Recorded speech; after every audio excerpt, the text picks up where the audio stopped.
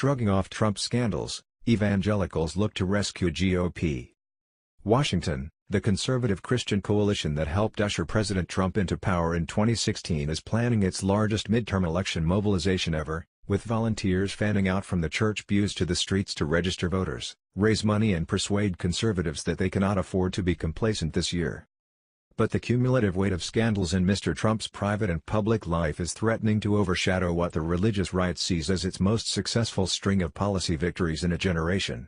And Republicans will be up against not only a resurgent liberal opposition to Mr. Trump but also the historical disadvantages that burden any party in full control of Washington, especially in the first off-year congressional elections of a president's term. The midterms are going to be very, very tough for the Republicans, said Robert Jeffress, who leads the First Baptist Dallas megachurch and is one of Mr. Trump's most loyal evangelical supporters.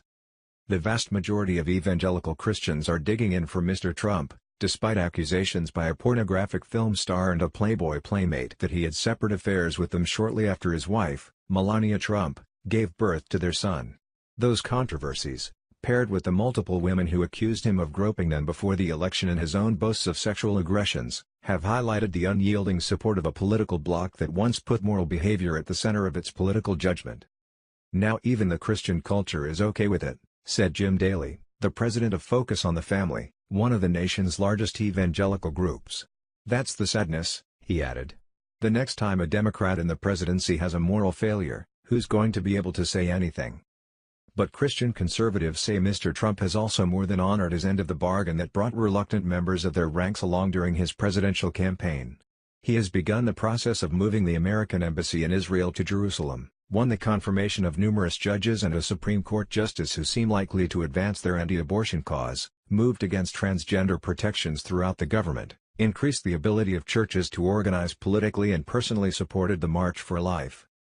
I don't know of anyone who has worked the evangelical community more effectively than Donald Trump, said Ralph Reed, the chairman of the Faith and Freedom Coalition, which this year plans to devote 4 times the money it spent in the 2014 midterms. In essence, many evangelical leaders have decided that airing moral qualms about the president only hurts their cause. His family can talk to him about issues of character, said Penny Young-Nance, the president of Concerned Women for America, an evangelical organization that is framing the midterm elections to potential donors as a civilizational struggle. So far, the decision by most conservative evangelical leaders to double down on their support for Mr. Trump is playing out like most of the other moments when skeptics of the president believed he had finally undermined himself with his base. A poll released last week by the Public Religion Research Institute found wide evangelical approval for Mr. Trump at its highest level ever, 75%. Only 22% said they had an unfavorable view of the president. Much as in the 2016 presidential campaign, Christian conservative events are designed to be highly visible and to convey the movement as one united voice.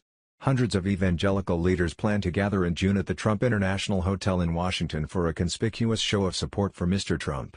The event will be part pep rally, part strategy session. Paul White, a pastor for Mr. Trump for more than 16 years, has facilitated events for conservative evangelicals to meet senior White House officials, including a gathering for women and another for pastors of megachurches in recent weeks. "Let's pray there's not apathy," Ms. White said. In the states, leading religious and socially conservative groups will be propped up by the Republican National Committee, which will encourage voter registration at churches and schedule roundtables with local pastors and evangelical liaisons close to the president. Some of the organizers call themselves the Watchmen on the Wall, a reference to guards who looked over Jerusalem from the book of Isaiah. The message to energize Christian conservatives has twin purposes: to inspire them to celebrate their victories and to stoke enough grievance to prod them to vote.